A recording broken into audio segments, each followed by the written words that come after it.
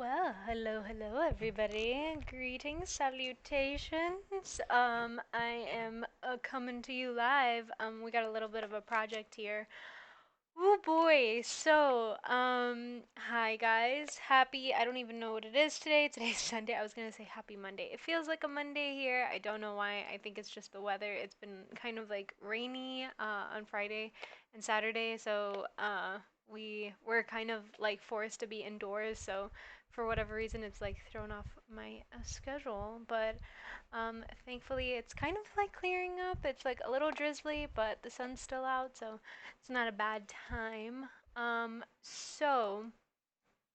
If you've been catching my lives, it's been a hot minute since. Oh, sorry, that was my phone. Wait, let me silence that for a bit. Also, let me know if my feedback is kind of like. I feel like I'm yelling into the mic a little bit. Could be on my end.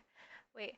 So, uh, we haven't talked about Dave and Rachel for like a hot minute, because it's been kind of quiet. I was going to like come on here when his book came out. So his book finally came out, but oh boy, did like the internet gods bless us with Dave's present. So um if you haven't like caught our lives, Dave and Rachel Hollis were basically these like two, you can kind of call them influencer marriage counselor people that they kind of went on the internet and were life coaches, but specifically for like relationships and married people and stuff. But the tea or like the thing that was like really that really got people up in arms is that they were going to do this I guess retreat, this couples retreat, but a month before they were going to do it,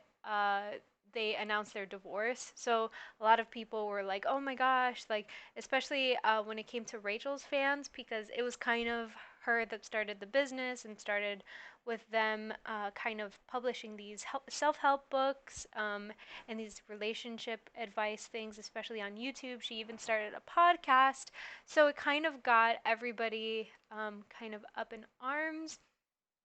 So if you're wondering why I even have like a project, oh, let me put the link to this because I saw on Instagram that Dave Hollis, so her ex-husband, her current ex-husband now, he came out with a book, but he went on this complete tirade about buying his book, and like he apologized for it afterwards, but people were roasting him online, and I was gonna wait like for it to kind of cool down. It's been about a week, but what's even greater is that he, with this whole thing about buying his book, he's going on Instagram Live now, and he's doing like workbooks and journaling prompts and stuff with the book. So I thought that would be kind of fun, I guess. Like I'm super curious because people are saying that the book is really bad, that it's just basically Dave talking about boat metaphors for like 200 pages. It's not really going anywhere. But I'm kind of curious to hear from like his perspective of how good possibly the book is. So I thought it would be fun to kind of like hear him out. I haven't really watched like his rant. I've just seen people like react to it, but I thought in case like any of you guys have never really heard of Dave or like what he's about, I'm guessing like we're about to like see something. Like I'm just gonna play like a couple of minutes of his rant, like his Instagram rant, and then I guess we'll go and see like his first workbook live, I guess, about his book, like where he's like doing journal prompts and stuff. Um, and why like this whole sewing thing is here is because I'm very fidgety, so unless he's like we're actively writing something, I like to do something with my hand. So if it gets too boring, I'll just kind of shove Dave aside. His lives are like 45 minutes, so I guess I'll pop in and out like if he says something very ridiculous. I guess we'll see. I've never really done anything like this before, but I thought at least we could do it together because like I didn't just want to just sit on here and commentate. I thought it would be fun to kind of like do a project as like we're listening to him. And cross stitching for me is something that it's kind of like I get to like zone out sometimes. So, especially when I have like easier things that are kind of already like filled in. Um, but yeah, basically, if you guys want more details or anything on like how to cross stitch, I'll be happy to like dedicate a live to that. But I thought it'll be fun just to kind of do something like while we hear Dave and his possible ridiculousness. But I guess we'll see. I kind of wanted to try something new today and hope that you guys are having a good week. But yeah, this is basically what I do anytime I do an art project. That's like pretty much like sketching is like a different thing for me. I have to be like the the most I can hear is probably music or like a movie I've already seen 50 times. So unfortunately, I can't draw and commentate because I'll just end up talking more than actually doing something. I'm kind of fearful of like that's what's gonna happen with my cross stitching, but I guess we'll see. But I guess the first thing I wanted to like show you guys was the Instagram live thing. So we'll go to that first and see like how bad his rant really was. Like I'm really curious. If you're wondering like where I got this from, it's from Web Biscuit McGlee. They literally recorded like Dave like as he was going on Instagram live. So shout out to them for uploading the live now. Like this isn't the whole thing. You'll see it's 11 minutes. This is severely like cut down. I'm not going to play the whole even 11 minutes, but his rant was for 2 hours. 2 hours he was on Instagram live. Also, he shows his kids and stuff. It's kind of heartbreaking. I guess that's what the scandal is too. Like a lot of people got upset because he does have, I believe, four children. I think he possibly has four children, but specifically he has like two one that's 4 years old, and then another who's like 9 years old.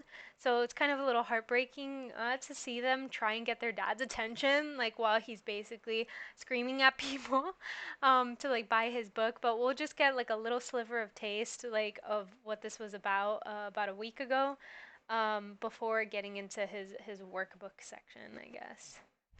Thing that I have ever been certain of, that there is something that is inside of the book that is sitting currently on my lap that would change your life. It's 18 bucks.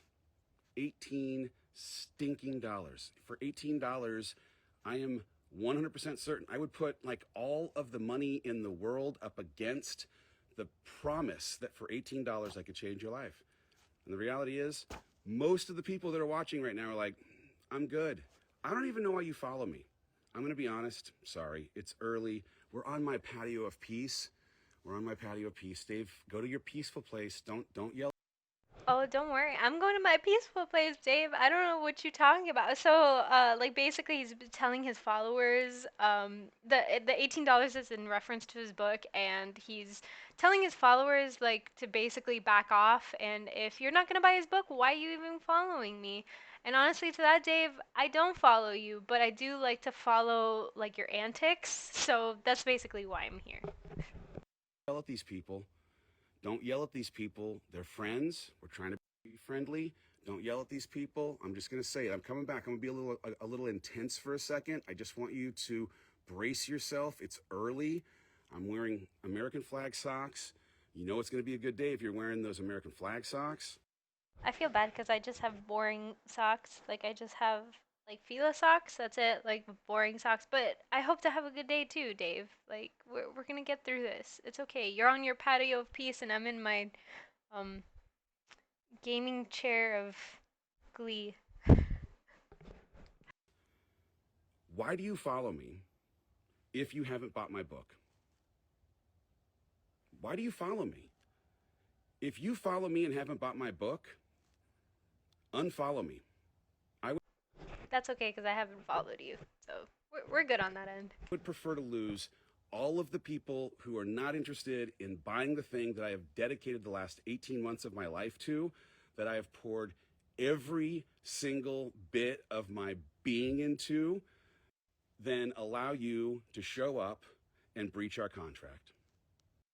See, and this is where I feel that nobody really owes you anything when it comes to like, don't get me wrong, I anytime I get a new follower, and I know I'm a very very very very very like minuscule microscopic creator both like here on Twitch and on Instagram, but I get super happy just to talk to people and engage, and the idea that once you start bringing money into it, and I get it, we're all here to make a living. I want to be like empathetic to that, but like there's something that just irks me when people feel like they're very much entitled. Like just because you work hard on something and you appreciate it for yourself, it doesn't mean that like you have to obligate other people into doing into like paying you or like sometimes I think when it comes to Dave and his perspective on things, it's very much on he used to be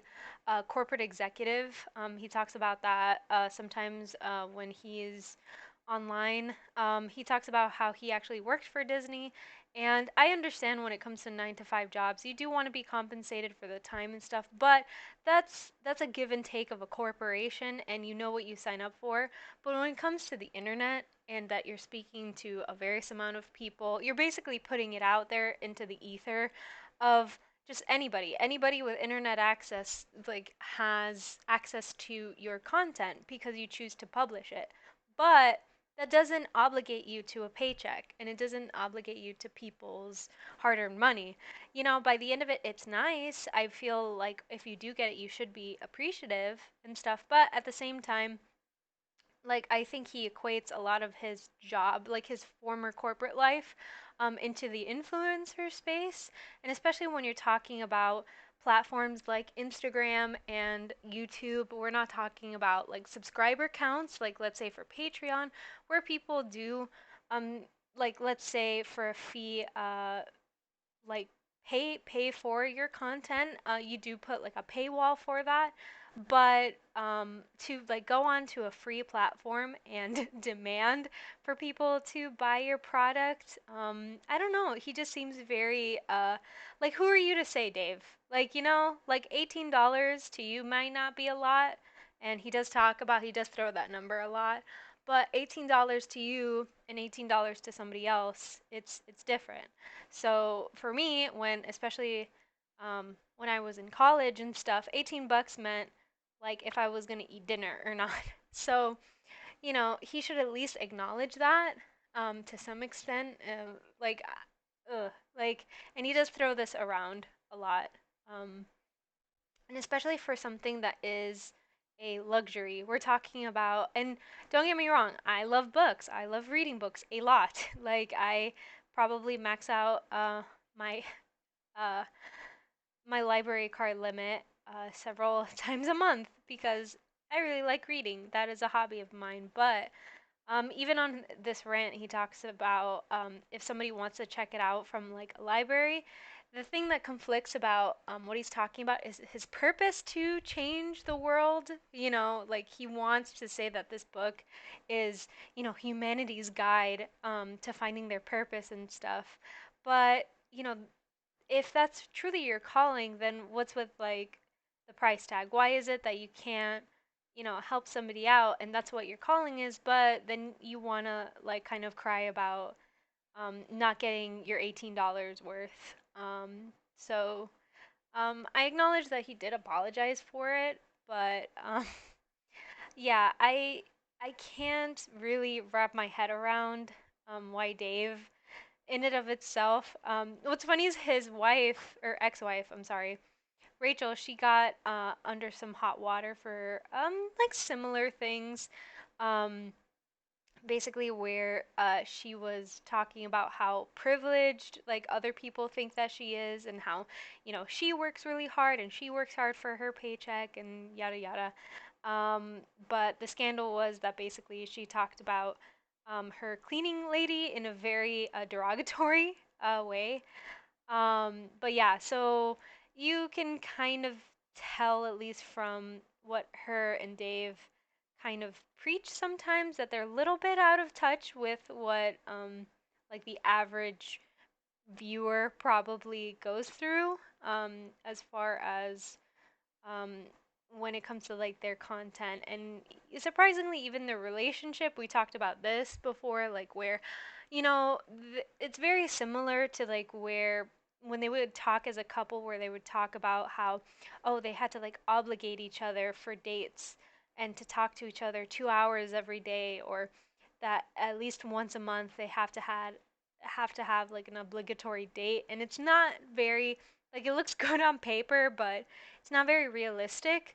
So I'm kind of curious with this whole workbook thing if it's kind of similar to that vein of what they spoke about when they were a couple. So, like, now that they're split up, I'm wondering if he's kept kind of uh, like that same mentality, especially, I guess, the other part of it too is that he's in a new relationship now. So I wonder if he talks about that, or like, I'm just, I think overall pretty curious about what it is like he's been up to, which honestly from this rant, I guess we can tell it's not starting out good, but I at least want to give him the benefit of the doubt of, like, who knows, maybe the actual book itself, it's helpful, especially if he went on this like raving and ranting, you know, like with the book's launch. Basically that was the timing of it. He already went through his like book tours and all that stuff. So this part is basically um, like him talking up his book for people to buy and telling his viewers, like, basically, don't follow me if you don't want to buy my book. I put a lot of work into it. Please buy my book. And so, you know, so I guess I'm kind of curious on what the workbook is. So basically, he's going to go over, from what I understood, with watching the rant in full. I'm not gonna play the full 2 hours because I don't want to torture you guys. Um, Basically, he's talking about where they're gonna start a book club. So that's basically, I think, where he's going to have kind of like these workshops for 40 days, I believe, and then post them. So they're kind of like live workshops that you can go to, um, where it's like the discussion guide of like using his book as a guide, the Built Through Courage book. So I guess we'll like pop into the first one and see what is up. And I thought it'll be good to for us to kind of do it together because I'm curious, especially with all of this going so bad so fast, because people were already discussing how, like, he had a really hard time with the divorce in and of itself, because apparently he didn't want the divorce, Rachel was the one, and then they were kind of having this back and forth on social media, and how Rachel was continuing her podcast, and then kind of Dave was hyping up the book. And people who got the advance copies say, like, there was like rumors that he was like slandering Rachel, like being kind of how can you say, uh like underhanded with some of his comments about her, like being like basically saying like, I didn't want to give up on this marriage, but I guess Rachel did, so here I am. So yeah, so I guess we'll listen to like the workshop, and I'll pop in like with any commentary and stuff. And I also have like my notebook here because I didn't want to completely give up on it. I want to have like some faith um that maybe like he has some good stuff to say. So if he has like any um like interesting points or anything, like I'll like write them down with you guys. If he has any interesting exercises, like, at least from where I come from, is that like I'm a pretty, I guess, spiritual esque person. Like, heck, like I even have like tarot cards and all that stuff. So I really do like writing down my thoughts and kind of being introspective. I do journal from time to time. um Heck, I even do grandma activities. Like, so I want to say I'm possibly his demographic, maybe, like, but I'm also a bit cynical and jaded. So I guess cuz I'm at a point of my life where I kind of ish know the direction that I kind of want to go in life, but I still have like a lot of things to personally go through. I've also gone to therapy.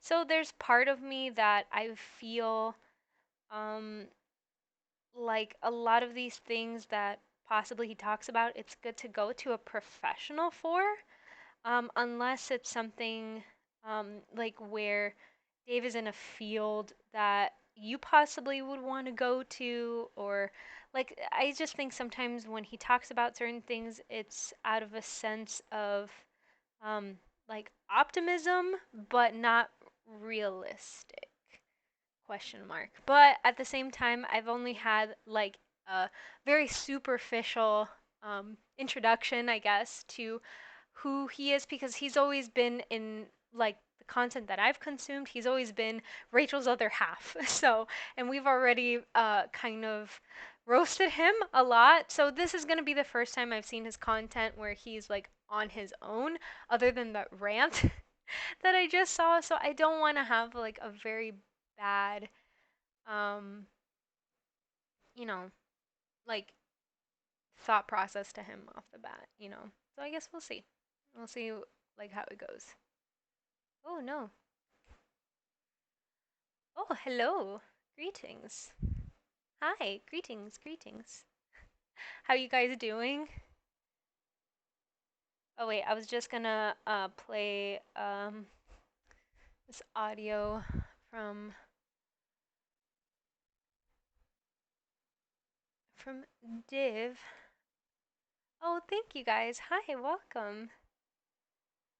So yeah, basically, as he's talking and stuff, I'll jot down notes if it's um, anything of interest. But yeah, from at least like the rant that he had. Oh, it goes really well. Thank you. I do. I have. If you guys are interested in the link, it's like up on the first comment. Like first thing, like at least from like this pattern, I'm not gonna lie, I outlined this like with like a black DMC and it looked awful because I went for like a different red and so I had to kind of like completely gut out like at least like from the middle and then like the outstitching here. So I'm just trying to like make up for lost time, but everything's going well. Are you guys doing any fun projects in the meantime?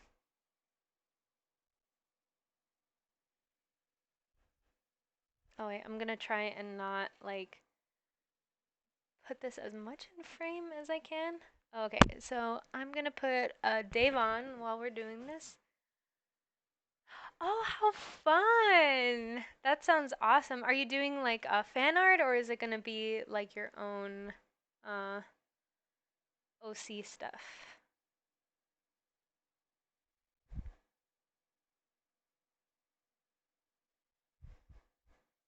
Okay, I'm gonna put Dave here in the background while I do this. I just wanna like close this up real quick. Alright, we'll play Mr. Hollis here. Oh, just doodling. Oh yeah, that's how I always start, at least when I do my warm-ups or anything. Like I never have, but I always end up honestly doing like cute anime girls, no matter what. And that's just like where my mind always goes. It's pixel thread. That's so true. Honestly, I always wonder like what programs and stuff they use to do the grids and stuff. I've been wanting to do like my own patterns, but like I can never make it look like anything but like a box.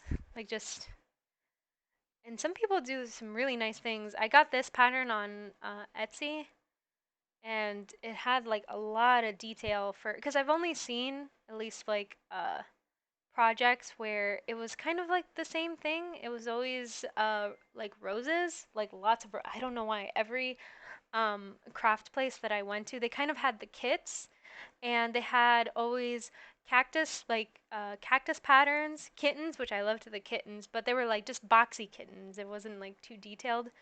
Um, and roses. That's it. So I had to go. Oh, I can really? Oh, I'm gonna like look into that.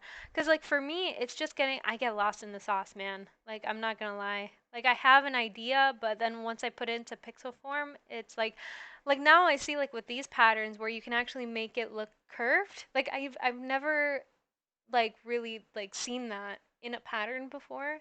So like now I know it can happen. Oh, another oh man, I'll probably put it if you guys like spooky stuff or anything. I follow like the Witchy Stitcher. They have like some good patterns too.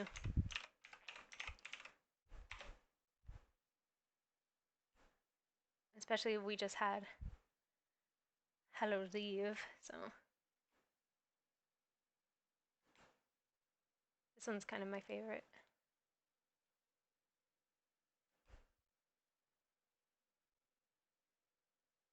Oh, Minecraft curse. You know what? I'm gonna be like super honest. I've never played Minecraft before. Like I've obviously seen um the like the gameplay and like do you guys recommend it? Is it like everything that the hype says?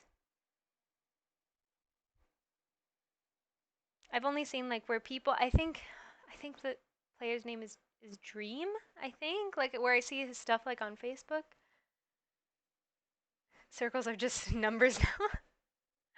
Minecraft is an art app, basically. Yeah, I've seen some stuff where it's like, whatchamacallit, where they do like these lava jail traps and like there's eggs involved. I'm sorry, you can tell, like, but from what I've seen, some people can make like whole like cities and like people do like monuments. I think there was like one contest that they did where it was, oh, sorry, my computer wants to yell at me. It does that sometimes. Don't pay it any attention. Um, like where he did like a contest, like where somebody did like the whole Marvel universe, like as a city, which was pretty great. Like people make like whole. Can you have pets on there? I've always wondered that. Now that I have Minecraft experts, because I don't. I just play League like casually, and then Little Nightmares. And then we played, my husband and I, we played, oh my gosh, the village game. Oh my gosh, we just played it, and I can't remember. Mm, everything's in between. Minecraft is all things. People can do pure art's dream is like not that. Is he? Yeah, because I think he does like challenges. That's like what I assumed. Like he does um like Minecraft is an art, but sometimes people, well, like I've seen that on YouTube too, where people, instead of like let's say doing kind of their own art stuff, they do like the 1,000 Copic marker challenge, and then, but by the end of it, they're not really doing their art style. It's more of like the showmanship of it, I guess. Also, in case like any of you guys are following along, um, basically like I gutted all of this like down here because I where I live, we have like one craft store, and if they don't have the number, in case like you guys at home would ever want to like follow this, basically I had to um, rewrite the whole thing. So this is not, at least like the color thread and stuff, it's not like what the catalog asked for at all. Um, it's just like what I had to do with what I had. So I had black thread just kind of in this kit. I had like this like dollar store thread kit that it had black thread, and I thought I could stretch it out to like where, since it was just some of the details, I could maybe stretch it out to outlining, but it just did not happen. So I'm just like swapping it out. So if you guys are seeing me like just like filling this in, it's because I already did it. It's by no means like how you do it, if that makes sense. So basically, when you do cross stitching, if it's like you guys' first time to like really see it, you work from the middle out. So you kind of pick a page or pick a corner and stuff like that, and then you build from it. and I'm just basically like filling in the gaps that I already undid, basically.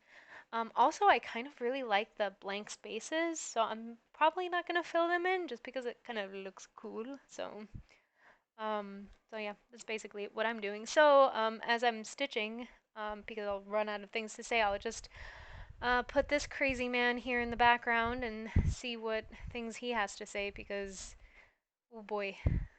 If it's anything like his rant, I'm kind of excited, but I guess we'll see as it goes. Oh no, has he been playing this whole time? Scandal. Okay, so I'll read the post. It says, Built Through Courage Book Club, day 1 of 40. And this is the start of his 40 days book club. So this is basically his introduction into his book that he did. Who is it?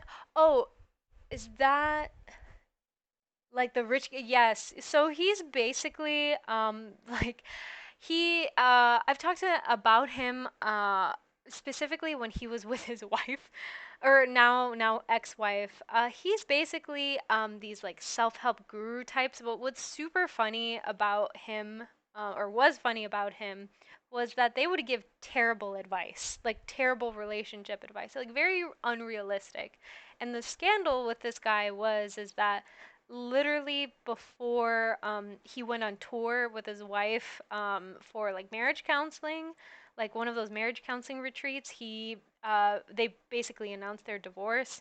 So this is basically the first book that he's written like on his own, like his own thing. He's always been like the way that I've seen his content was always with his wife. So from what I've heard, at least because the book's only been out for like about a week or something, um, that he kind of bashes his ex-wife a little bit.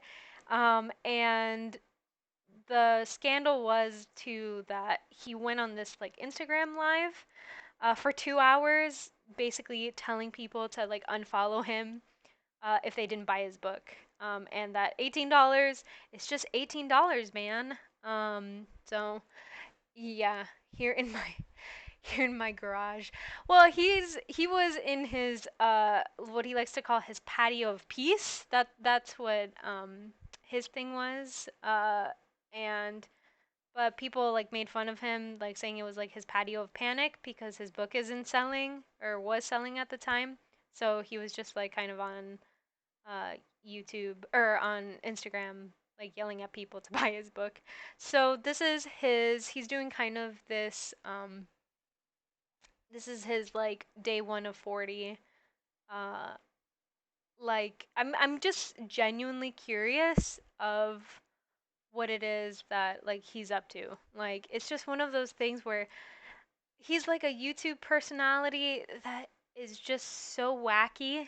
Like anytime he talked about like his marriage to his wife and stuff, it was always very, how can I say, like unrealistic. It's kind of like something like you would see from like a Hallmark movie, like talking about how they would have these like date challenges of going on a date every month, and how I think the funniest thing that we talked about on this channel was spicy time, like as he would talk about it, like having spicy time as frequently as possible and having a full month straight of just straight spicy time. And if you understand spicy, I'm not talking about like tapatio sauce. I'm like talking about the spice of all spice. I didn't know we took him serious. I've only gotten meme vibes. Honestly, though, he's very memeable, like extremely. Like I think even on his rants, like he talked about he was wearing American flag socks and how he was gonna ship his American flag, like sign his socks and like mail them to somebody. He's extremely memeable, like extremely. So that's basically like what we're gonna play in the background. And you know what, if he says something crazy, we'll comment on it. I'm genuinely curious, like just because his rant was insane. So this by far is the longest conversation I've had about this. Yeah, because a lot of people, they've never really um talked about him, or like they like I've seen YouTube videos and stuff because of how like just crazy like they sound. Like literally his ex-wife even like was talking um like back and forth about like their relationship and stuff like that. So I guess we'll just hear him out. Let's hear the guy out. I mean, he I like the random. Yeah, it's true. It's super funny. Like I played a clip of it and it's literally I can sum it up of pay me $18. I put my blood and sweat into this book. Unfollow me if you don't want to pay me $18. That's it. I saved you 2 hours. You're welcome. Alrighty, so I'll let the man speak for himself. Let me know if you guys can hear it okay. It is Wednesday. It is the first day of our Built Through Courage book club.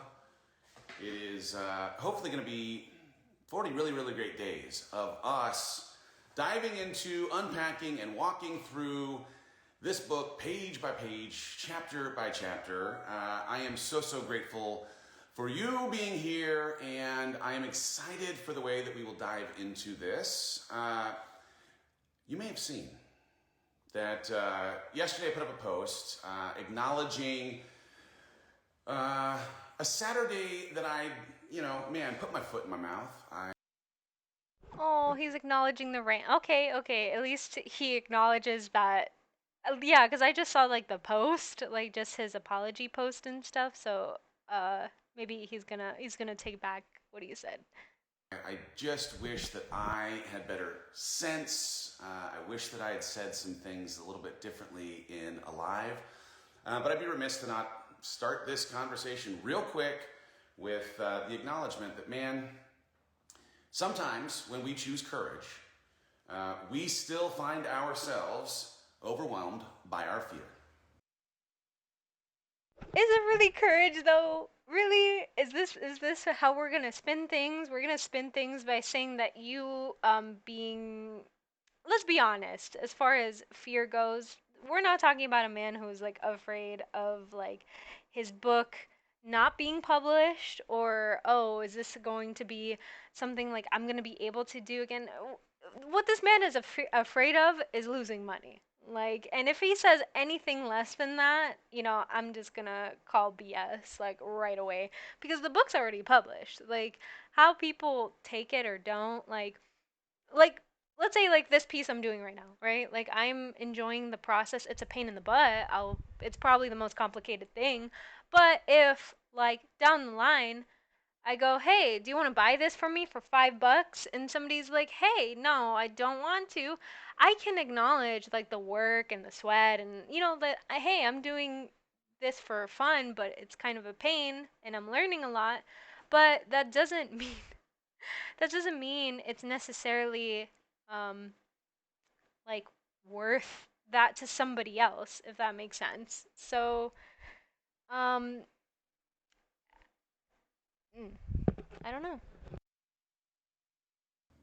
There are going to be times when you choose to walk into something that you feel called into, and that little scared child that still lives inside of you is going to rear its ugly head and is going to convince you that you need to work nonstop forever and ever until you hit a point of exhaustion, or that you ought to try and convince people to get excited about your book the way that you're excited about your book through the wrong means. And I want to acknowledge, hey, Yeah, that's fine. I mean, I understand being passionate about like for example, right? Like this is like I like to enjoy things that not that many people do, and that's perfectly fine. But it's one thing uh being excited about something and then obligating other people to have the same passion or like invest the same things because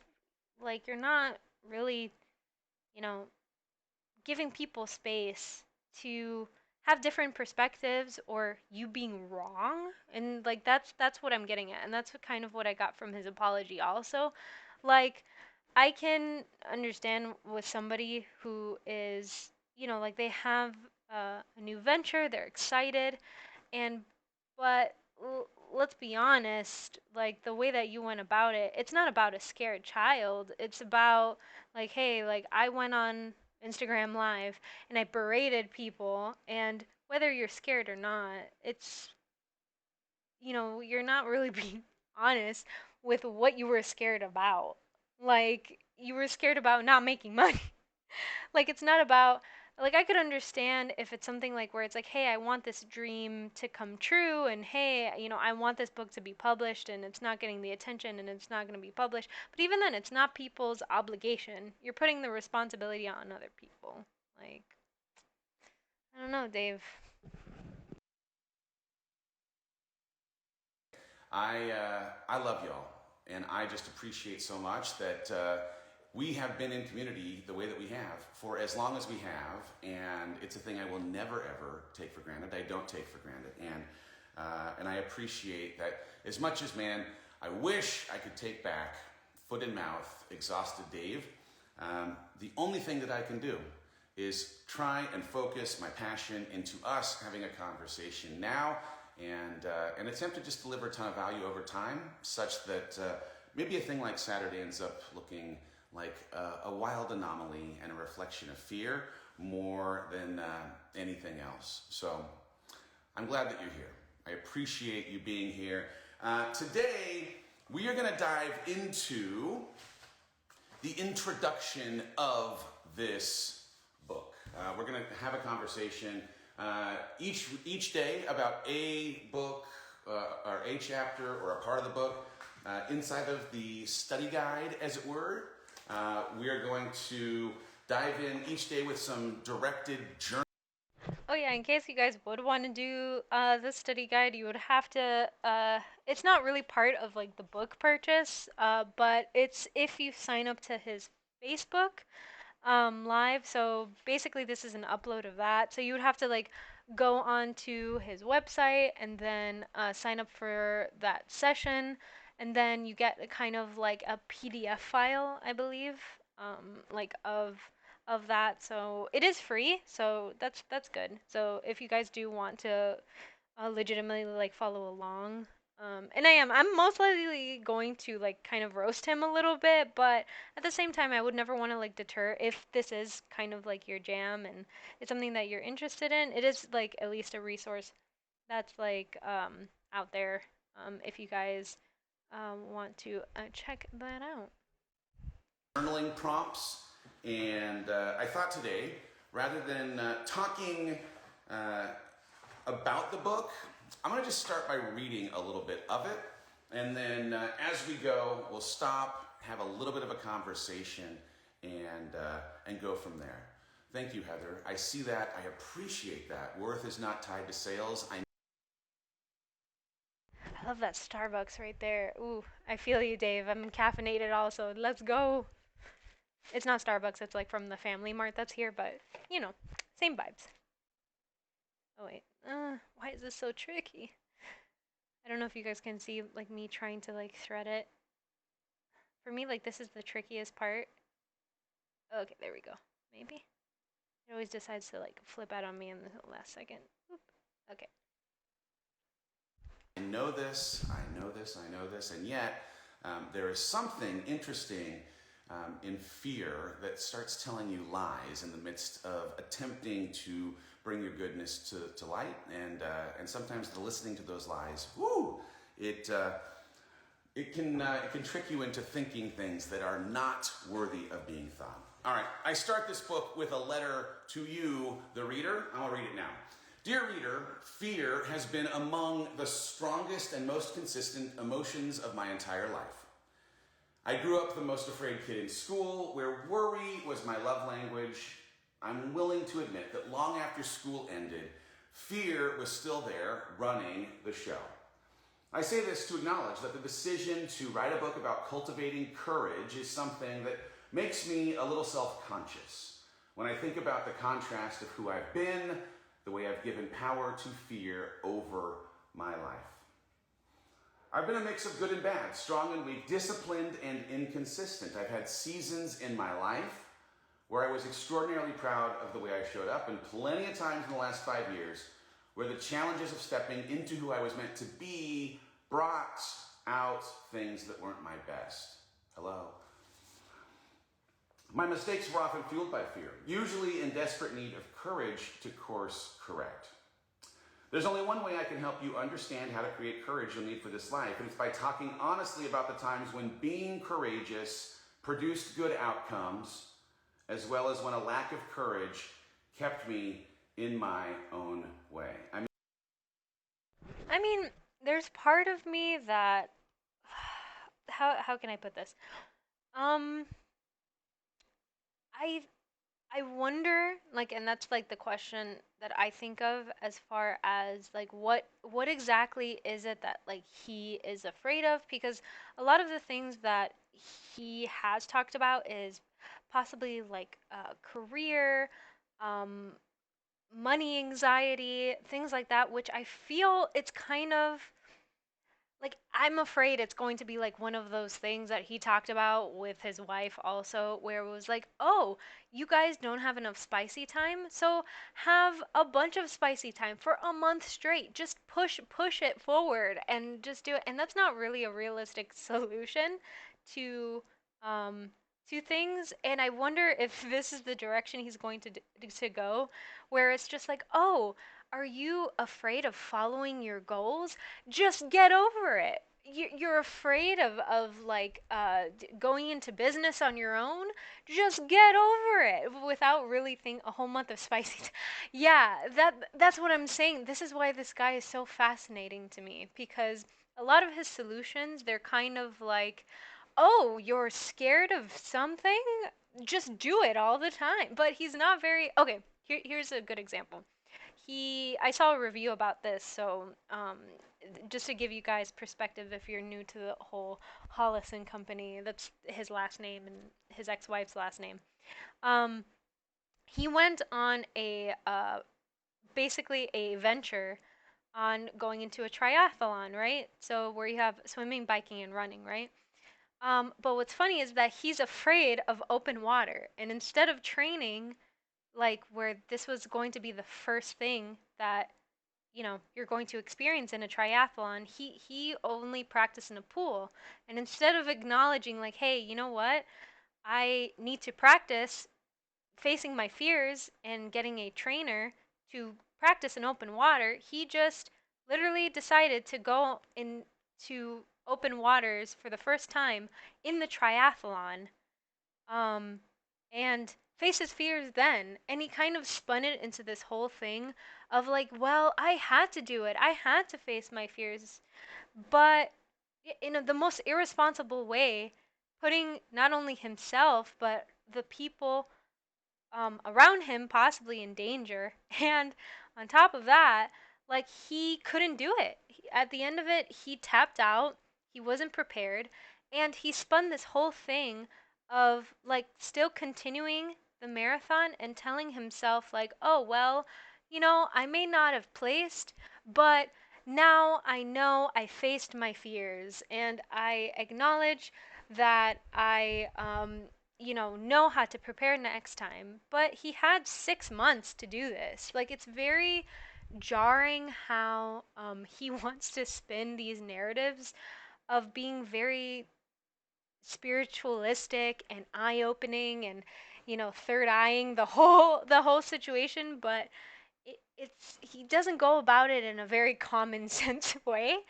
And I'm kind of curious if this is the advice he's giving to people. Where it's, I'm getting kind of like that sense where it's like, oh, are you afraid of going into business on your own because you don't have money? Just go get more money. Like, I'm just kind of curious about that. Okay, I'll shut up now. I apologize. Okay, we'll keep going. I mean, it's so crazy, pause, that so much in the launch of this book, it's so crazy. I'm attempting to, in showing you some of the experiences that I have had in trying to step closer to what I believe to be the calling of my life, how I have myself succeeded in stepping with courage into that call, but that I also have failed plenty of. Oh, thank you. Oh, I appreciate it.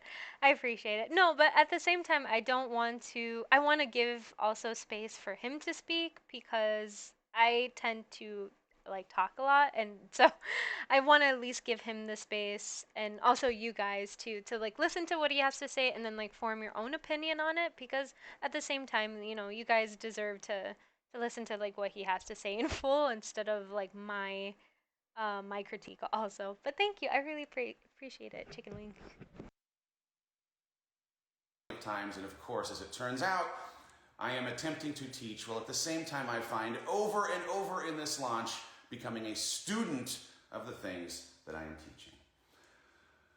We're all on a journey of becoming better versions of ourselves, and the way that learning from mistakes has helped me become better and stronger, a version of me is a thread throughout the pages ahead. This book is about having the courage to face the fears of leaving your safe harbor for a purpose-filled life. The idea that pushing away from comfort and cultivating the courage to do something that scares you in the attempt to honor the intention of your creator isn't so much an option, but a requirement for anyone interested in a life full of growth, fulfillment, and impact. As I write this book, I am absolutely the best version of myself. That's vain and true. I'm sitting on the other side. See, this is where like, are we all like?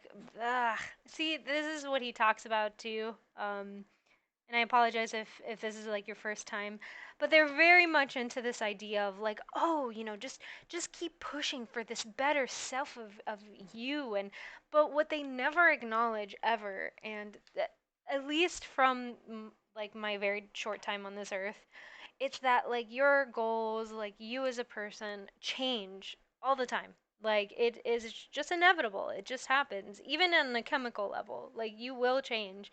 And so like this idea of like reaching this like epitome of like just Buddhistic like perfection of um like just sainthood, I just really don't buy that. I think, oh, I only came to critique your needlework methods, but you looking on point over here. Oh, thank you. Oh, get it? On point. Ba-dum-bum. Oh, thank you. Um, and oh, you know what's even funnier? Like he was talking about, I think he even said something about needle and thread, and I'm like, oh wow, look how funny. Oh, but I really appreciate it. Thank you. Just give it time. I promise. You'll probably find something. You'll probably find something. Just wait. It's more. It's not an if. It's a when. Like when I will mess up, most likely. Da da da. Oh wait, I lost my track of like where I was. Okay, I'll let Dave play like while I figure this out. Excuse me. Of three significant. I do like puns. I very much do. We are the Haunted Goose self-help books. Yeah, that's a like honestly, I do. If it's something like where if you guys find anything that you would ever want me to commentate on as far as self-help books, like I would love that. Like I personally, I love talking about this stuff, and especially when it comes to relationships, something about that like fascinates me just like on because I feel so many people oh yeah, also wait for it because I'll most likely I do have like a backup needle like over here because I cannot tell you how many times I've lost this little guy. I'm literally I think on I used to have like a magnet like it was like this magnet figurine when I was younger just to keep backup needles, but now I have to kind of like keep these safe, especially we have puppers like in the house, so I'm like terrified. Yeah. Like I'm just terrified of just dropping in it, any of them. So I don't even leave magnets anymore. Um, but yeah, if there's ever a time where you guys have like any self-help guru types that you would want to talk about, you just send it over either on here or on Instagram because it is just fascinating to me. But okay, wait, we'll go back to Dave. Oh yeah, fingers of steel. You know why? Because you know what it is? I am a terrible cook and I burn and they're callous. So I don't even I literally have hobbit fingers too on top of that, so I don't have but also it's because of my poor you can probably even see like my calluses here from like working out and stuff. But I literally, at least like this side of my fingers, have just been like calloused through like years of terrible cooking choices, like terrible kitchen choices, and also like terrible needle choice. Oh yeah, I do. I have very small like super super small hands, like very very tiny, super tiny. Like I do. I save a lot of money on gloves and stuff, so it's you know. Voyages from my version of a safe harbor into chaotic and choppy seas where growth would forge this best version of me. Oh yeah, also get ready for a lot of boat metaphors. If you guys like puns and but this man, he was dedicated, which is super ironic because he literally like talked about like not being able to swim in open waters. Get ready for boat metaphors, just saying. A harrowing journey into foster care and adoption, the decision to leave the entertainment business and my career at the Walt Disney Company, and the transition from being married to divorce. In each case, the discomfort of leaving behind what I knew well was an invitation to become something greater. And I've talked a lot in the lead up of the book being released to this recognition that there is a constant in life, and it is change. There is the change that you choose, right? I chose to leave Disney. There is the change that chooses you. There will be things that come up that are unexpected. Oh, it was a pleasure also. Good night. Have the sweetest of dreams. Please dream of stitched butterflies and hobbit fingers. Bye. That you wish were not happening, and yet we have to ultimately Oh, bye, chicken wing. Have a great night. Sweet dreams. It was also a pleasure. Thank you so much for coming to the stream. respond to those changes in a way that helps us become, helps us grow, helps us learn from the discomfort of that change. In each case, the discomfort of leaving behind what I knew well was an invitation to become something greater, to move away from suffering I'd clung to because of its familiarity, to break down muscle so that it might be built back up stronger. By holding tightly to the correlation between leaning into the choppiness of new waters for the benefits that would come in my evolution, it's afforded me a confidence to be even more courageous in pushing beyond the boundaries of my comfort zone anytime something new begins to feel like something normal. There's a good Okay, yeah, and I can acknowledge where it's kind of it's very similar. See, this is like where I'm definitely getting vibes from when he spoke about it with Rachel, and I think this is why in a lot of ways like their marriage, the hints of it, because of course you don't really know like what people's relationships are, because you're not in them. But a lot of what they talked about was very much like, oh, if you have problems, like you just gotta stick it through. You just gotta like grit your teeth. And they kind of compare a lot of things to working out, like where it's like, yeah, when you work out, it's basically that you're tearing, you're breaking down you're basically uncomfortable because you're building muscle and you're getting there, you're improving, but nobody talks about like the technique of if you're doing it correctly, and also that how not everyone's comfort level and what they have to do with their body and stuff like that is works for everyone, and they never give that wiggle room to being like, hey, you know what? Sometimes there's going to be things that you have to quit and that it's not good for everybody, their marriage included. And there were just two people that honestly, they were business partners. The way that they spoke, their whole relationship was about their business. And so I can see where um, when he talks about his old relationship, he never really acknowledges the wrong of how they literally stuck out with each other for so long, but that they weren't really good for each other, like, and I feel a lot of this idea of, you know, like, oh yeah, like stick to something even though it's uncomfortable, even though it hurts.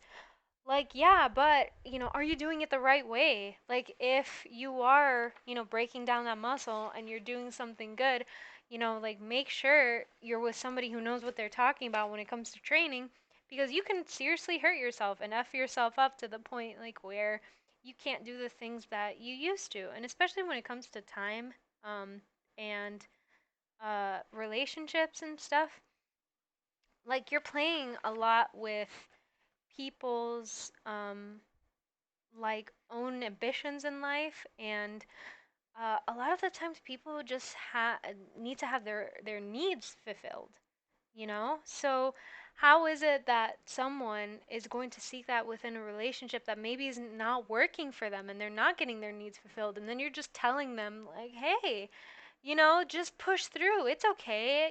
If you work hard enough, it'll all be solved. And that's just not how life works. There's going to be things that, even though you are doing the right thing, even though you are following your passions and stuff like that, that can be all well and good and it can fulfill you in certain things, but not in all things. Like, it is.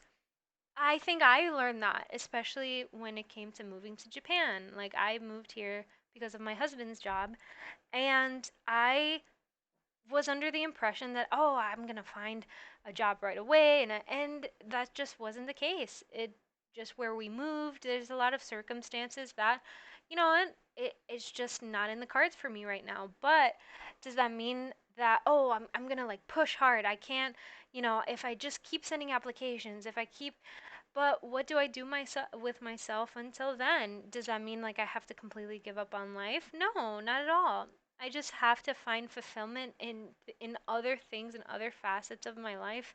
And when, like, that time comes again, because I still have that hope, I just, um like, I can fill that role again. But it doesn't mean that life is just gonna fall apart completely just because of this one thing. Like, this one thing that when I was younger, which was being a therapist, like a behavioral therapist. That's what was my calling. That's what I felt I would do the most good in the world. But where I'm at now, I can't do that. And that's okay, because I'm still finding different aspects of my life that I can fulfill. And sometimes I think with Dave's content, he talks a lot about the one big all, that one thing, you know, which I don't believe even he believes in, because he has a relationship, he has kids. Like, there's different aspects of your life that, and surprise, surprise, they're not all going to work at the same time. It's just not possible. So sometimes things in life, they do happen and they do get fulfilled, but very frequently not at the same time. And that's okay. Good thing for anyone to just think about as we go through the 40 days of this book club. What in your life has become normal? And by normal, I mean it's stopped challenging you, it's stopped pushing you to, because of it having previously been difficult or something that required you to struggle through it. It's now allowed you to stop growing, because when that normal happens for too long a period of time, you stop growing. And growth is a big part of how we become. That said, stepping. Wait, I need to play that back because I'm not sure. I think he was asking a question, but I'm not sure.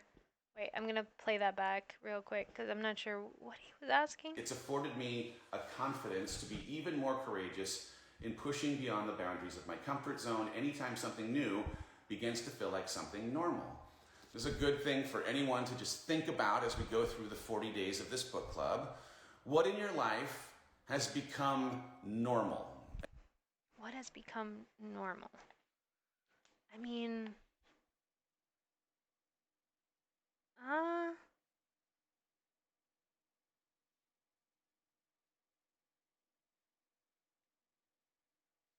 I mean, I'm trying to think. Like, maybe if I'm gonna, maybe caring for my puppies. Like, I remember, especially when we first moved here, because we have a foster puppy, and we have a puppy that we brought over here, um, like potty training her, and then keeping up with his potty training was kind of difficult, but now thank God, like we're on a schedule now. So I know it sounds, but that's really all I can think about. Potty training. Oh God. I mean, yeah, I think like even the biggest part that was a bit of a that's the only thing I can think about. Am I like just in a mom mode? Like, because I wouldn't even say cooking, because cooking is still like a big challenge for me. And then I'm trying to think, whatchamacallit, just, started working out again. So maybe, uh, but even then I feel like pretty on track with it. So maybe he'll elaborate more. And by normal, I mean it's stopped challenging you. It's stopped pushing you to, because of it having previously been difficult or something that required you to struggle through it. It's now allowed you to stop growing. Because when Why do I feel like he's talking about his past relationship? Am I just like reading too much into it? Like where it's been like mundane, I guess, like where my life is mundane. I mean, things that were difficult before, and mm, yeah, that's the only thing I can think about. Maybe he'll talk more about it. that normal happens for too long a period of time, you stop growing. And growth is a big part of how we become. That said, stepping into calling still leaves me with doubts. I am human after all. In fact, I had a conversation with my therapist about my ambition to create resources and tools in books and coaching, but I worried that my not altogether self might not be totally equipped for this work. And he turned the conversation on its head. Is there a chance that because of the work in progress that you are, that you're perfectly qualified to talk to people about the steps they're taking to get whole? He asked, could your journey of discovery, even though it's messy, be something that permits someone else to take another step forward in their messiness? You know, I am very much a work in progress. I am going to take. I mean, I can attest to that at least in an artistic way. I know for like a long time I was like, oh, I'm not gonna draw on stream. I'm not gonna like post things because I'm not good enough. But like there was a point where I'm just like, ah, screw it. Like I'm never really gonna be good enough. Like there's a type of good enough like for me that I'm probably not gonna attain until I'm like at least 20, 30 years into my studies, and then I can at least acknowledge that where there's no sense of perfection that we are going to um, but at least coming from a place of honesty, I think is important to like where um yeah, like I can definitely get behind that because I've seen even a lot of artists that I follow on Instagram that when they say like, oh, for the longest time I didn't want to post because I didn't feel good enough, and then in my mind I'm like, oh my gosh, how can you say that? Your art is so good, and I love your progress ones, and even when they're not having good days and stuff, like for me, I feel more connected as an audience member because I'm like, hey, I have those days too, and yeah, I'm glad like at least in the art community, there's that more realistic approach to um, like being like kind of like seeing the artist and knowing them and getting to know their process better, like more focus on the process than the art than the finished art, and the transparency that a lot of artists are taking now on Instagram or Tumblr or wherever you consume art. So that's like very, very refreshing to see. So I'm glad at least um, like Dave acknowledges that, like saying like, hey, you know what? I don't have all the answers. I'm still figuring it out, and let's like figure this out together. I kind of like that. Take 3 steps forward and 1 step back. I'm going to continue to do everything I can to become who I believe I'm here to become, and yet I also know that I am not going to do it perfectly. In fact, it's because of the imperfect ways that I will do the work that I do that I'm ultimately likely to become who I'm meant to be because of the way I'll learn from having not done it perfectly. I say that to acknowledge here on day one of this 40 days of us diving into this book. If you're looking for a teacher who's got everything together and has figured it all out, I'm likely not that person. You know, like I'm proud of the. Oh yeah, same here. Like anytime you guys hop on stream and I get to talk to you guys, I always feel like so happy because, I feel like there's other people who are in the same situation. I think because for the longest time I was a teacher, like at least like some sort of person that I had to be kind of this like leader of some sort of, like having a plan and, having like it's almost like when you're in those positions that you have to have everything figured out. And it's really nice when you do reach out to other people that everybody has a question mark.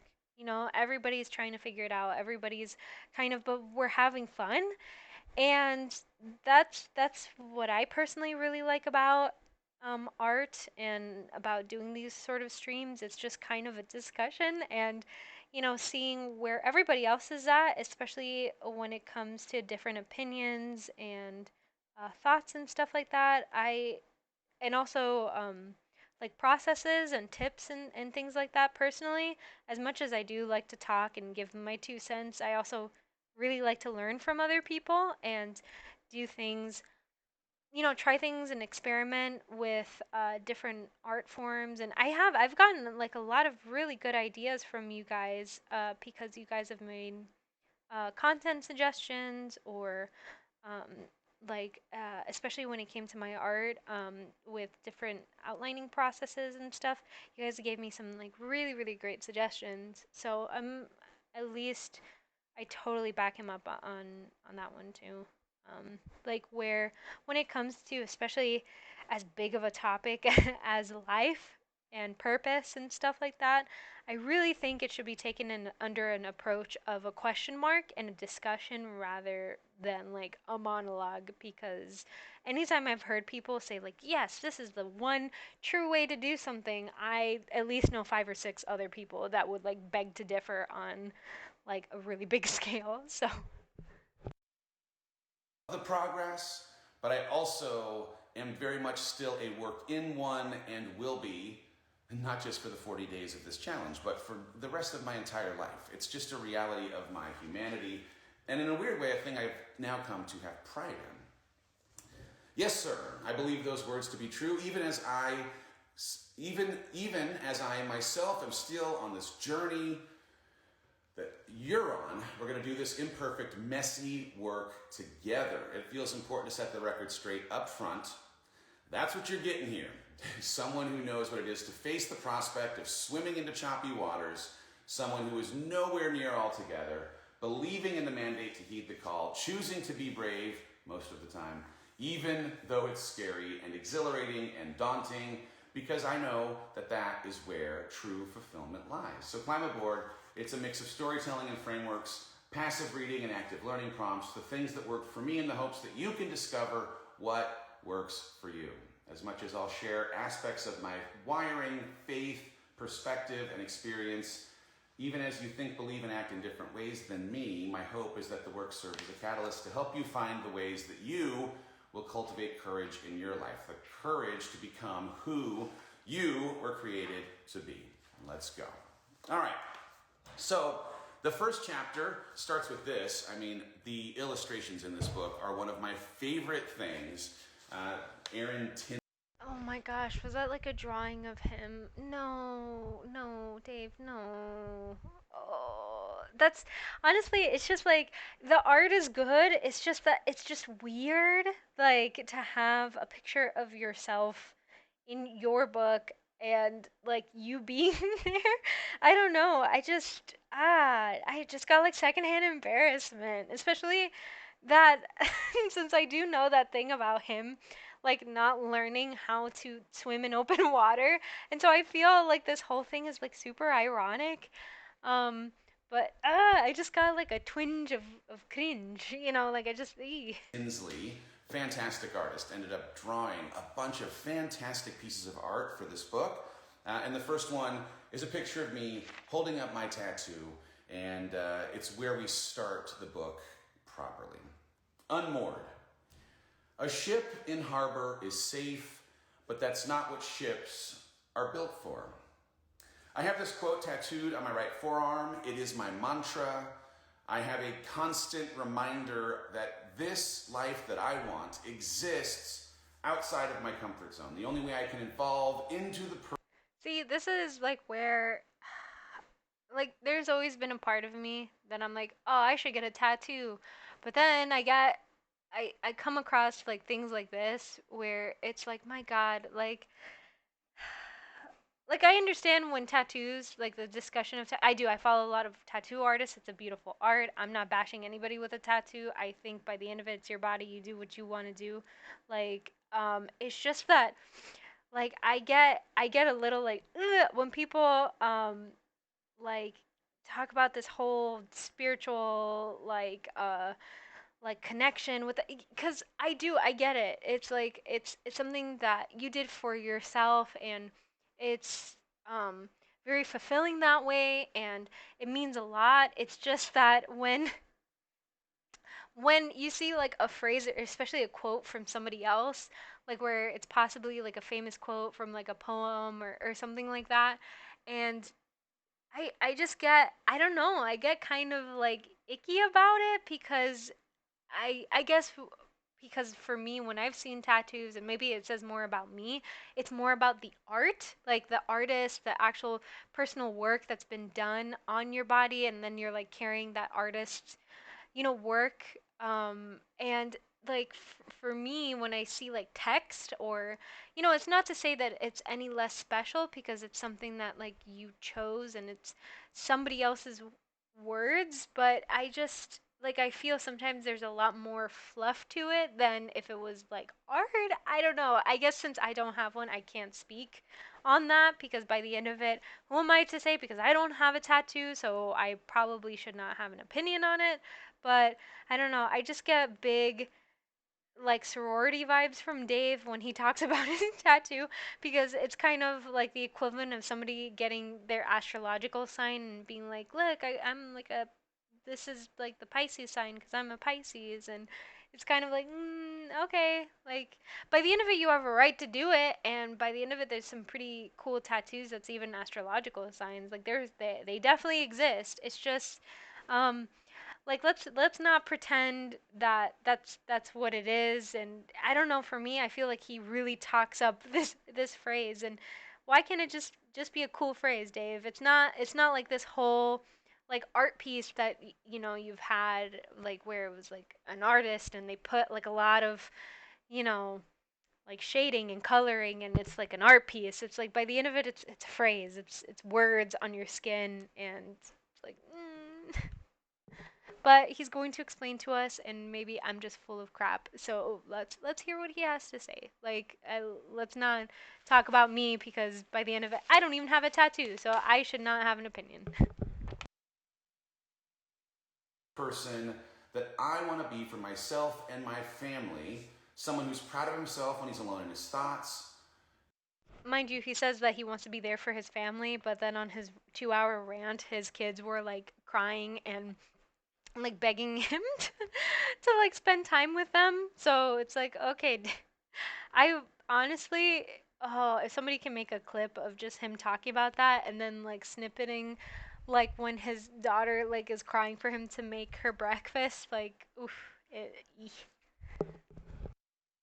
Is pushing beyond what is easy and familiar, and it requires challenging myself every day to journey into unknown waters, even when I'm afraid. It demands that I decide to do it scared and am willing to learn from the mistakes that will inevitably come in new experiences. And I am learning.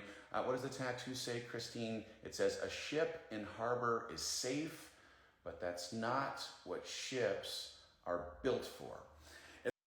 No, and okay, for tattoo people out there, like just like since I don't know the when it comes to text, right? Is it better to have it, let's say, like on a placement of, like, here's like my Hobbit hand again, but like, is it better to have it, let's say, if it's a text or something, like facing yourself or like facing other people? So then it's like easier to read, but I guess it's more of like a personal choice because like maybe you want to do it for yourself, so like that's when you do it, or you would want to do it for yourself. I guess it really depends. Like, I'm curious. Is there like a debate on what is proper and then what is not as far as, but I guess in and of itself it's like any art form, it's like it's basically what you want to do, maybe. And the idea of this tattoo truly was I wanted something that would remind me that I was built for this, that the life that I desire, existing beyond something that is comfortable for me, requires that I intentionally move into the choppiness of those waves, the place where my equilibrium will be wildly compromised. And on the days when that child, scared little boy inside, starts to freak out, I have to remind myself, Dave, you were built for this. Is he like insinuating that he's like beating up his metaphorical like inner child? I'm like, I don't know about that, Dave. Like, um, yeah, there's like a lot of discussion, at least. I know in, I guess, the therapy world, in that sense, that discussion of being like, hey, like it's a normal reaction to be scared of things, and in and of itself, what Dave is talking about is needs, like, which everybody has. Everybody has a need for acceptance and a need for attention, for things to feel fulfilled, right? So this idea of like shutting up, I guess, like your inner child or things like that, it's kind of insinuating to like shut up your needs. Maybe that's not what he means, and he's going to elaborate. But in and of itself, I think when that happens, like you should really ask yourself what it is that you are reacting to. I'm a person, I did go to therapy. I do have like panic attacks from time to time, and it was more of a sense of like really uh, seeing the warning signs of what is causing that and then handling it. So I hope he's not talking about like, oh, completely smothering something like that and kind of gritting your teeth and bearing it.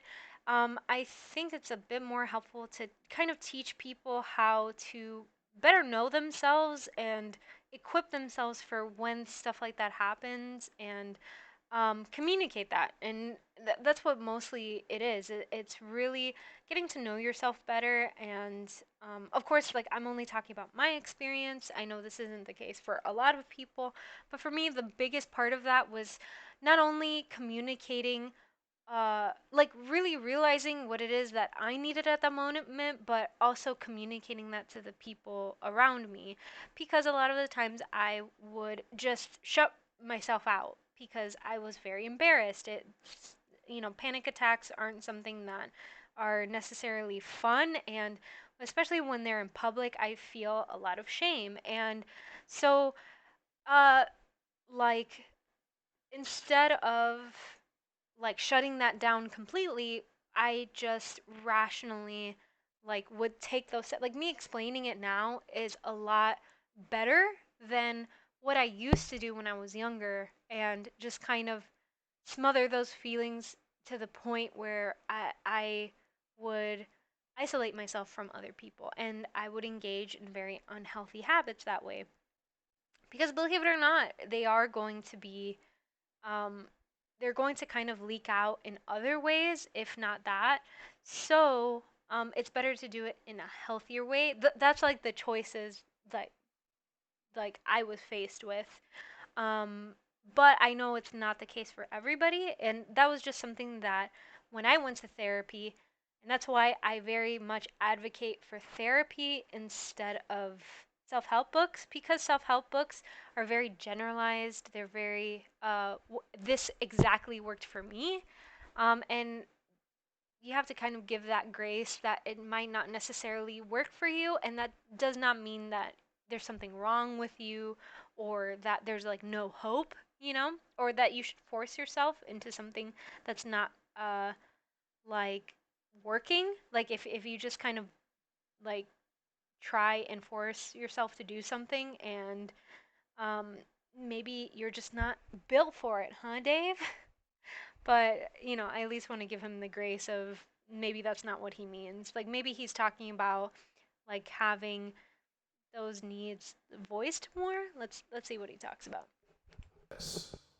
Take a breath. Dave, you were built for this. You can't hustle your way into worth. Dave, you were built for this. Be patient. Just continue to be inside that choppy water. You're going to continue this journey of becoming. I'm not good on boats. I've never loved the open water and tend to get seasick, which may seem funny because I have a ship quote tattooed on my arm, and I chose to write a book with a nautical theme. So if you have not yet picked up the book, I will tell you, I use, oh my goodness, the nautical themes in here a ton. See, and that's and see, this is where I feel like a lot of his relationship advice felt like it honestly felt like two aliens coming down to Earth and explaining what human relationships are. It was very superficial, and I feel like this is Dave to a T. Like very superficial. Like he literally got a Pinterest boat. I mean Pinterest boat, a Pinterest board full of boat metaphors and pictures. And listen, I'm not saying if you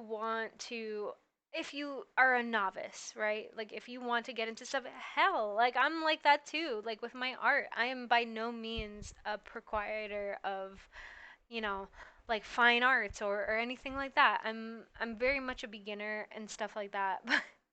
But Dave just has this knack of just being um just just very extra with the things that he is not prolific in, like like to the point where it's like, so you're surrounding your self-help book and you tattooed something on your body.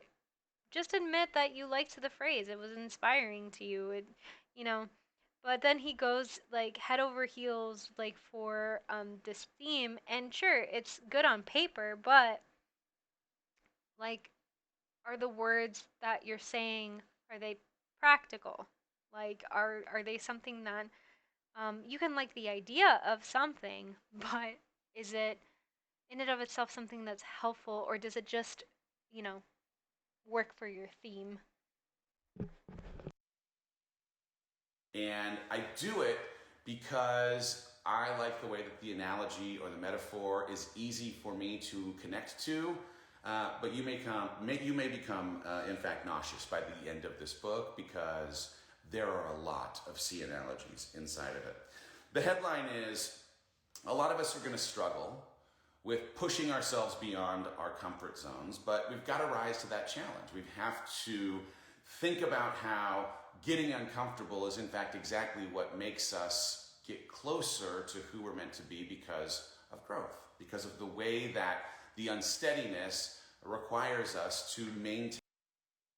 Okay, so he says that basically, which honestly sounds more of like an exercise metaphor, where it's like, yes, if you are in pain, if you're uncomfortable, that means you're doing it right. And that's not true. I feel it's much more important to get your sources right, get a lot of sources, try out a lot of different things, even by this same analogy that he's talking about, of, oh, okay, like you're in pain, you're uncomfortable.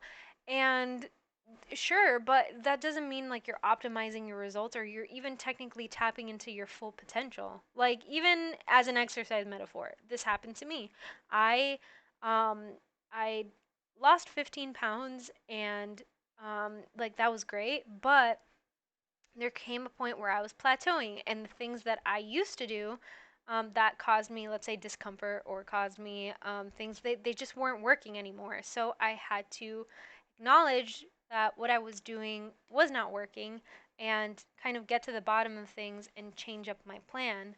And I had to do a lot of different things, and a lot of different things, sure, they did cause me discomfort or some level of pain, I guess, but um, they weren't giving me the results that like I wanted. So, the point is to at least try and find some good sources out there and look for them, but just because you're in a tough spot doesn't necessarily mean that you're in the right track. Especially with so much information out there. I mean, is it really like a good idea to tell people, even in relationships, oh yeah, it's perfectly fine if you're not like, I'm not saying just break up with your partner at the first sign of being uncomfortable, but like sometimes you have to like really like dig into what exactly you're talking about. Are you talking about careers? Are you talking about life? Are you talking about love? Like, this is some pretty generic idea of what discomfort is and being in a tough spot. And sure, you can work hard and things like that, but are you doing it in a practical way to like where it's going to give you results? And then if it's not, okay, what can you do? You know, you're not seeing results. Okay, how can I realistically change my plans? How can I make my goals or things like that more reasonable? Because, you know, it's going to happen in life where you can try as hard as you can, but it's a fact that it's not going to give you results that are going to satisfy you as a person, you know? So, oh, I'm gonna go to the 15-minute mark because I think I'm kind of stretching it out a bit. Let's see, how are we on time? Yeah, I will. Okay. Ooh, yeah, we got to. Oh no, we're already an hour and 30 minutes. I'm so sorry, guys. Yeah, we're gonna go to the 15-minute mark and then we'll just come back to it on next stream. Maintain or get some kind of equilibrium, and in getting equilibrium, that's what ends up happening inside of the choppy waters, right? But you have to start with this belief that you were made for this, like boats that were built to weather storms outside of the choppy waters. We already have everything that we need inside of us to handle the discomfort that exists. Okay, no, that's not true. Dave, don't tell me that there's going to be things that you are not built for. You know what? I'm gonna say it out. I'm gonna call that that's a lie. I don't mean to be mean. I don't mean to be, but a lot of us were not born. Like, it's kind of the opposite. I think a lot of us, we are at a disadvantage because there's going to be things that we are not innately good at. And you know what? I'm gonna stop sewing because this is important. It's that we're going to have things that are inherently, we're going to be at a disadvantage. And I think it's despite those disadvantages that we have to be honest about it and kind of see where we can make up for it, or at least acknowledge where we're at and, you know, work despite of those things. And that's very important. Like, not everything is given to us. Like, I'll give an example too. I have a hearing problem. I am partially deaf in my left ear. And for the longest time, I did not tell anybody about this because I didn't want to be treated differently, or like, I didn't want people to talk to me in a certain way that was like slower, or, you know, where they would over enunciate. In school, this was like a pretty big deal for me because I kind of took it upon myself to, despite, you know, an accident that happened to me, I wanted to um, do better, and I wanted to like at least um, learn languages. I didn't want that to hold me back. And I uh, kind of like stepped up when it came to uh, like my studies and stuff. And I didn't let that hold me back. Um, but at the same time, I didn't study, or I didn't uh, do things ignoring who I am. Like, I have those issues. I have those problems, but I didn't let that hold me back. And at the same time, I didn't let that um kind of color the way that I needed to do things. Like, I kind of had to get over myself and be like, okay, so this is what the situation is. This is my real limitation. So, what is it that I have to do? I have to take more notes. I have to actually record things. I have to sometimes get tutors.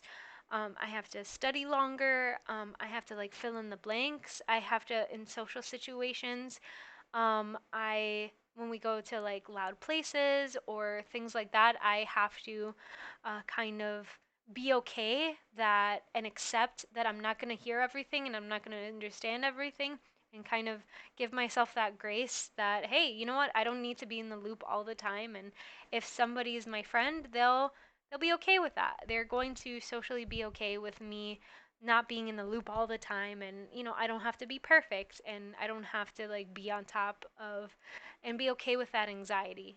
And but at the same time, just going through life being like, well, I'm just, this thing happened to me and this is just the way I was supposed to be, and you know what, I'm just not going to um like do anything about it, or that, well, okay, I'm just going to like not try to find ways that because I wanted to participate in things, I wanted to do certain things, but I also had to really look at myself and you know acknowledge that I wasn't going to have certain things that other people had, and that was okay, and there was nothing wrong with it. It wasn't other people's fault.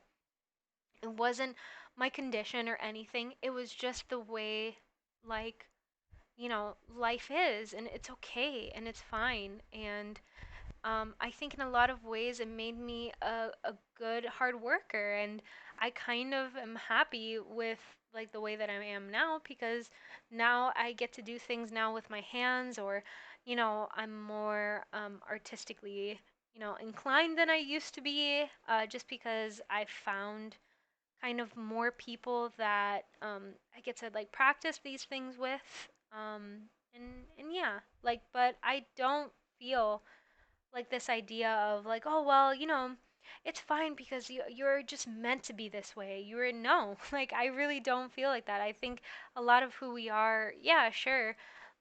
There's that whole nature versus nurture thing, but a lot of it, there's things that you can't control, and it's okay, and just you can focus on the things that you can do something about it, and then you can find your voice in that and fulfillment, and but be upfront with it. I really don't feel like, well, you're born and that's it, like you have your purpose, and your life is just this one purpose that you have to fulfill. Like I feel human beings are a lot more complicated than that. I apologize if maybe I'm going on a tangent. I really do apologize. But that irks me.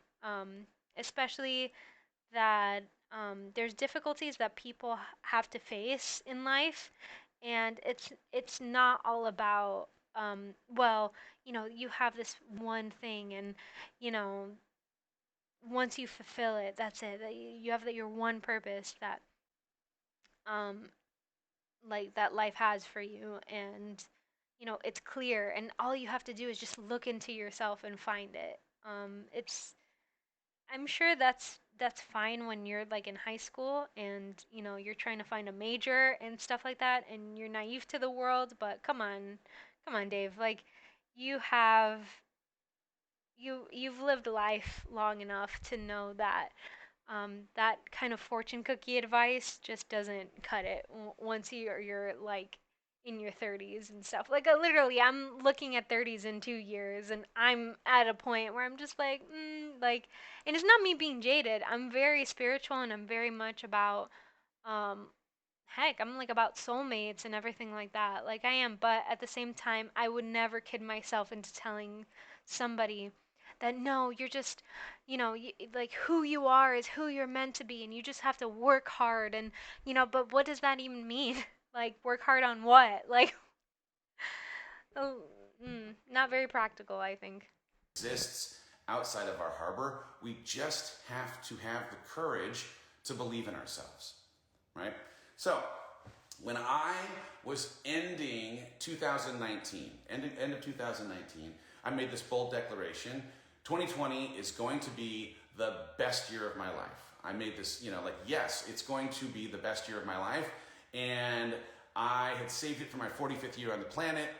And what I didn't appreciate in the declaration was that I wouldn't get a say in the conditions through which my best year would come together. Right? I made that declaration and didn't appreciate that, oh no, just because you want that thing to come together and even do what you can to engineer that to come together, it doesn't mean that you get a say necessarily in the way that it actually comes together. If you're a person of faith, I've had this experience certainly in the last couple of years, my hardest and best happening at the same time. I'd pray, and then I'd be disappointed that my prayers weren't answered in a way that was connected to convenience for me, or that was connected to the way that I was hoping that they might be answered. And I can tell you, with the benefit of time and some perspective that happens in going through hard things over, an 18-month, 2-year kind of a time horizon, so many of my prayers were answered. So many of my prayers were answered. They just weren't answered in the way that I wish they were answered. And that's the way prayers work. That's the way that, casting a vision or making a big declaration works. You just don't get a say necessarily in the conditions that will do it, right? Yeah, thanks, Kim. God doesn't always answer our prayers in the way that we want. I agree with this. So you got to start with this belief that you were built for the choppiness that exists outside of your safe harbor, that leaving comfort for growth is part and parcel with how you might in fact grow and learn and, in some ways acquire the things that are necessary to get a step closer to purpose, and that you were built for, that you have already what you need to handle the unsteadiness, No, yeah, and here's the thing also. Like, what's to stop somebody from being like, well, yeah, well, I'm built for this. Like, I should be able to handle this. And I've had that too, where I was like, oh no, like, especially with being married, with, having more responsibilities when you're older. Hey, but also seek help. Like, not everyone, no one's been you before. And I think I'll stop on this note, so then we can do more stuff later. Um, no one's been you before, and that's okay. And you know what? By the end of it, please ask for help. Like, a lot of the times, I think this kind of mentality of being like, yes, you're built for great things. Like, you have purpose. Like, I'm not saying like that you don't, of course. Like, by the end of it, I'm a spiritual person, and I believe that in and of itself, like, we all have our own lots in life, and we're here for lessons learned and all that good stuff. But I acknowledge that's my perspective. That's something that I've built. And you know what, probably in 5 years I'll look at that question differently, and I'm very much open to being wrong and all that good stuff. But with Dave, like, this idea of like, and he's gone to therapy. That's like what's shocking to me. It's that, like, not everyone is built to handle certain things, and that's okay. And that's when you seek help. Help is important, whether it's from your family, from your friends, and also to acknowledge that sometimes the help that you seek out, it's not the right one for you at that time. And so you have to keep pursuing something um, that is going to heal you, or something that will assist you in a new perspective, and being open to that. Like, this whole thing of being like, yes, like, I am this ship in the harbor, and, like, I am a ship and I'm supposed to be afloat, and I have, like, I am the captain of this ship that is my life. But in and of itself, there's also crewmates, there's also, you know, uh, things, if we're gonna follow this analogy. um, I don't know if it's because of like my age or because of the things that I've gone through, but I don't really buy telling people that, well, they were made for whatever situation that they were in, without at least seeking some sort of advice, or somebody who's been there before. Or a lot of people who even come to like my streams and stuff, it's because they face very similar things. But I would never tell them that, well, what you're going through is just meant to be, and you're going to get through this out of some sort of grace of a divine being. Because in and of itself, it's their choices, it's their right to do with their challenges. Like, give people autonomy. That's like my thing. Give people the choice to be, to falter, to fail, to like not be happy with where they are, to not feel that they're built for this. Like I think those were always the moments of my life where I felt like I was in rock bottom and I sought out help. And especially when it came to moving and feeling isolated and not feeling connected to a community. And I felt very lonely for a really long time. And even within like things that were going good, but I felt like I had to do something. And it was in those moments that I felt the most vulnerable, but I sought out help and there was people, and it took a long time because I didn't find it right away, but I sought out help and I eventually, now thank goodness, I'm in a good position. But I also acknowledge it's not going to be like that forever. There's going to be parts where possibly those things and that community changes, and you know what, then that's going to be a new challenge, and it's possibly, but don't do it on your own. Like this idea where I'm sure Dave, in a lot of ways, he's probably talking to himself. Like, possibly he's encouraging himself that, yes, you are strong. You are, because a lot of it, he's probably talking to himself. He needed somebody to tell him that he was strong and that he could do it and stuff like that. But I also think it's very dangerous sometimes to not allot people, at least a chance to choose whether, like, okay, do I want to tough this out or do I need help? you know and it could be because that's the route that I took a route that I kind of looked into myself and I'm like, I'm not happy right now. What can I do to change this? Because I have a need to like feel connected. I'm not employed. That's where I found my fulfillment.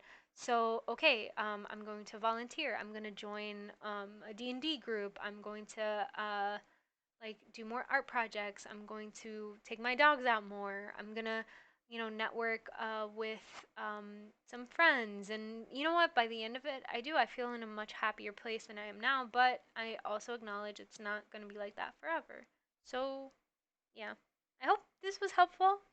sorry, sorry if I kept on talking, but yeah, I don't know what it is. Something about Dave's content always like spurs me, because I used to go to a religious school, so I guess a lot of his talk reminds me of that.